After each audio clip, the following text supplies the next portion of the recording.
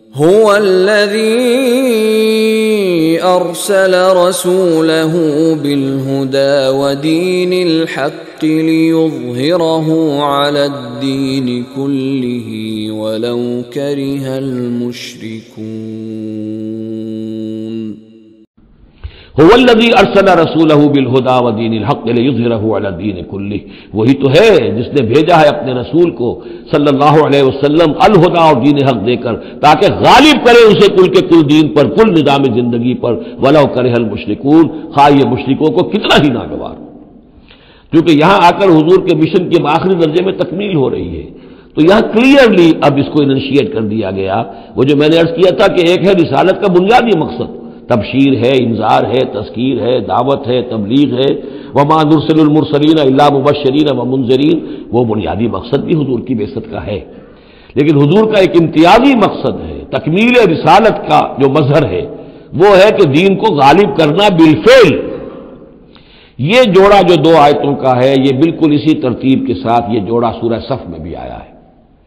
دوسری آیت تو جو کی تو ہے، ایک شوشے کا فرق نہیں۔ هو الذی ارسل رسولہ بالہدی ودین الحق لیظہرہ علی الدین کلہ ولو کرہ المشرکون۔ اس پر تو 24 صفحے کا میرا ایک مقالہ ہے جو لکھا ہوا ہے، جو میری کتاب ہے نبی اکرم صلی اللہ علیہ وسلم کا مقصد بعثت، صرف اس ایک آیت پر 24 صفحے کا مقالہ ہے۔ اور میں مطمئن ہوں، اللہ کا شکر ہے کہ اس آیت کا حق اللہ تعالیٰ نے میرے ذریعے سے پورا کروا دیا ہے۔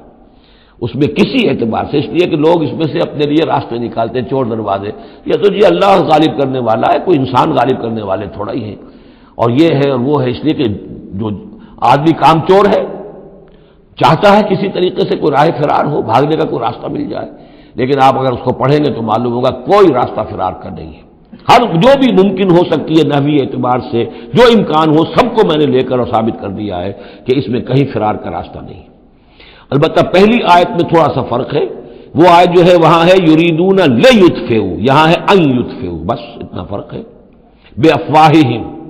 یریدون لیطفئوا نور اللہ بافواہہم، یریدون ان یطفئوا نور اللہ بافواہہم، وہاں ہے واللہ متم نورہ ولو کرہ الکافرون، یہاں ہے ویابی اللہ الا ان یتم نورہ ولو کرہ الکافرون۔ یہ تو چاہتے ہیں کہ اپنے منہ کی پھونکوں سے، تو جس کو کہ پھر مولانا ظفر علی خان نے خوب اس کی تعبیر کی ہے، نور خدا ہے کفر کی حرکت پہ خندہ زن، پھونکوں سے یہ چراغ بجھایا نہ جائے گا۔ تو یہ جو چاہتے ہیں کہ اپنی منہ کی پھونکوں سے، اور اس میں ایک طرح کا طنز ہے، یہودی چونکہ سامنے آ کر مقابلہ نہیں کر رہے تھے